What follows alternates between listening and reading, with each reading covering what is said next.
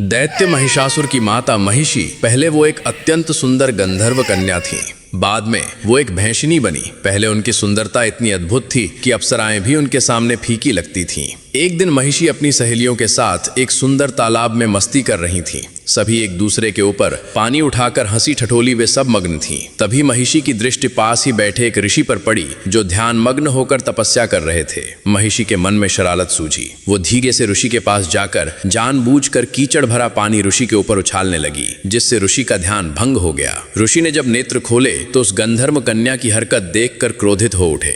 ऋषि ने कहा, हे गंधर्व कन्या, तुमने मेरे साथ ये ठीक नहीं किया। तुमने बिना कारण मुझे कीचड़ युक्त कर दिया और मेरी तपस्या भंग की। ऐसा घिनौनी हरकत तो केवल एक भैंस ही करती है। इसलिए मैं तुम्हें श्राप देता हूँ कि आज से तुम एक भैंस बन जाओगी। कन्या भयभीत होकर हाथ जोड़ने लगी और क्षमा याचना करते हुए बोली, भगवान, मैं अपनी भूल स्वीकार करती हूँ। कृपा करके मुझे इस श्राप से मुक्ति दें। तभी ऋषि का क्रोध शांत हुआ और उन्होंने कहा, मेरा श्राप कभी असत्य नहीं हो सकता, परंतु तुम्हें कुछ राहत अवश्य मिलेगी। तुम दिन के समय संपूर्ण भैंस का रूप धारण करोगी, परंतु रात में तुम्हारा आधा शरीर नारी का और आधा शरीर भैंस का रहेगा। जिस दिन तुम किसी संतान को जन्म दोगी उसी दिन ये श्राप समाप्त हो जाएगा। ऋषि ये कहकर वहां से चले गए। तभी से महिषी दिन में वो भैंस के रूप में रहती और रात में आधी नारी और आधी भैंस में रहती थी। एक रात जब राक्षस राज रंभ जंगल में भ्रमण कर रहा था, तब उसकी दृष्टि महिषी पर पड़ी। रंभ उसकी अनोखी रचना देखकर चकित रह गया। उसने पूछा, हे देवी, तुम कौन हो? तुम्हारा आधा शरीर इतना सुंदर नारी का और आधा शरीर भैंस का क्या है?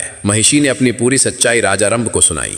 रंभ उसकी बातों से मोहित हो गया और एकांत में उससे विवाह कर लिया। कुछ समय बाद महिषी गर्भवती हो गई। उसी बीच रंभ ने देवताओं पर आक्रमण किया, परंतु युद्ध में रंभ मारा गया। रंभ के निधन के बाद महिषी ने एक बालक को जन्म दिया, जिसका आधा शरीर भैंस का और आधा शरीर राक्षस का था। उसी कारण उसका नाम महिषासुर पड़ा। लेकिन वह अपनी इच्छा अनुसार कभी पूर्ण राक्षस का रूप ले सकता था और कभी विशाल भैंस का रूप ले सकता था। आगे चलकर महिषासुर इतना शक्तिशाली हो गया कि स्वयं माता दुर्गा ने उसका वध कर दिया। अब माता दुर्गा को अपने दिल से मानने वाले भक्त कमेंट में जय माता दुर्गा अवश्य लिखें।